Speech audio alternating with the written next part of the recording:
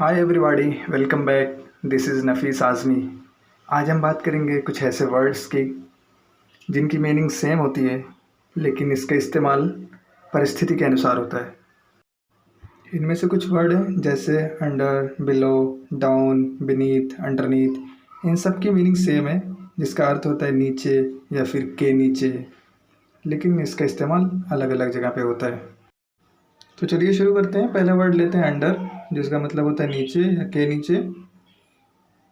इसका यूज़ करने के लिए कंडीशन होती है कि नो फिजिकल कांटेक्ट, यानी फिजिकल कांटेक्ट नहीं होना चाहिए, यानी ऑब्जेक्ट और सब्जेक्ट दोनों एक दूसरे को पूरी तरह से स्पर्श ना करते हों। तो चलिए एग्जांपल से समझते हैं।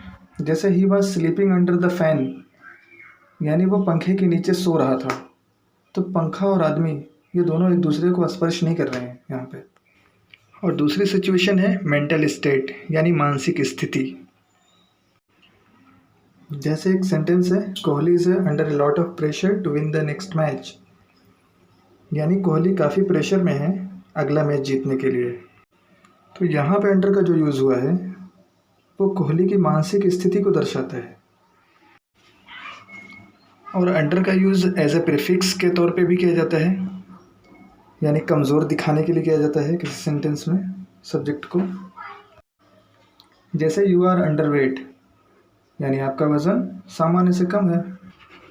यहाँ पे अंडर का इस्तेमाल कम दिखाने के लिए और कमज़ोर दिखाने के लिए किया गया है।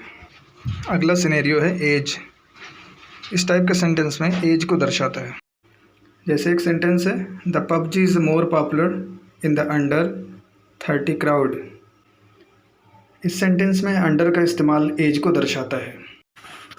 आगे बढ़ते हैं।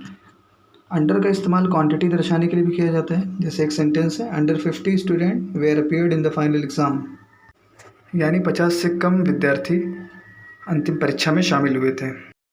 तो यहाँ पे इस सेंटेंस में अंडर का इस्तेमाल क्वांटिटी दर्शाने के लिए हुआ है। तो चलिए अगले वर्ड की तरफ बढ़ते हैं। अगला वर्ड है बिलो। इसका भी मतलब होता है नीचे या फिर के नीचे। यह यूज़ होगा रिलेशन के लिए, यानी जब भी दो चीज़ों का आपस में रिश्ता हो या ताल्लुक़ हो, चाहे वो एक दूसरे से टच करती हो या ना टच करती हो। जैसे he did not get the admission because of his mark below 60%। इसका मतलब हुआ कि 60% कम मार्क होने की वजह से उसको एडमिशन नहीं मिला। एक दूसरा सेंटेंस है, the answer of this question is given below, यानी इस सवाल का जवाब नीचे दिया गया है। तो इस सेंटेंस में सवाल और जवाब दोनों का एक दूसरे से संबंध है। तो यहाँ पे नीचे के इस्तेमाल के लिए सेंटेंस में बेलो का इस्तेमाल करेंगे। जैसे किसी काम का होना एक ही सरफेस पर, यानी एक ही सतह पर नीचे की तरफ होना पाया जाए। जैसे press the subscribe button below this video, यानी इस वीडियो के नीचे सब्सक्राइब का बटन है, आप उसको प्रेस करें।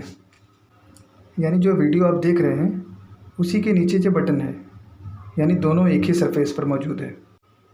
अगला पॉइंट है relation to a reference point, यानी किसी भी चीज़ को नीचे दिखाने के लिए, कम दिखाने के लिए यहाँ भी बिलो का इस्तेमाल करते हैं। जैसे एक सेंटेंस है, the temperature has dropped below the freezing point 0 degree, यानी तापमान 0 डिग्री से नीचे चला गया है। ये 0 डिग्री जो है वो रेफरेंस पॉइंट है, यानी 0 डिग्री से कम होने के बाद बर्फ़ जमना शुरू हो जाती है। अगला वर्ड है डाउन। इसका भी मतलब होता है नीचे, के नीचे। इस सेंटेंस में फिज़िकल टच हो या ना हो, रिलेशन हो या ना हो, पर इसमें ख़ास बात होनी चाहिए कि इसमें गति होनी चाहिए, स्पीड होनी चाहिए, मोशन होना चाहिए। जैसे किसी सेंटेंस में के नीचे आ रहा हो या नीचे आ रहा हो और उसमें गति या मोशन भी हो। जैसे ही fell down from the tree, वो पेड़ से नीचे गिर गया। इस सेंटेंस में गति का पता चल रहा है, यानी वो पेड़ से नीचे गिर गया। तो नीचे के लिए यहाँ पे डाउन का इस्तेमाल हुआ है, लेकिन गति का भी इसमें पता चल रहा है। अगला वर्ड है बीनीथ, अंडरनीथ। इन दोनों का यूज़ सेम ही तरीके से होता है। दोनों का मतलब होता है नीचे, के नीचे। इनमें फ़िज़िकल टच होना लाजिम होता है, सब्जेक्ट और ऑब्जेक्ट फुली टच्ड होने चाहिए एक दूसरे से।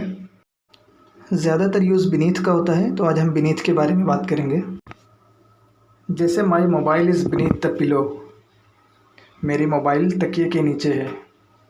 तो मोबाइल और तकिया दोनों एक दूसरे को फुली टच किए हुए हैं, तो यहाँ पे बीनीथ का इस्तेमाल होगा नीचे के लिए। I hope you like this video and I will come back in the next video.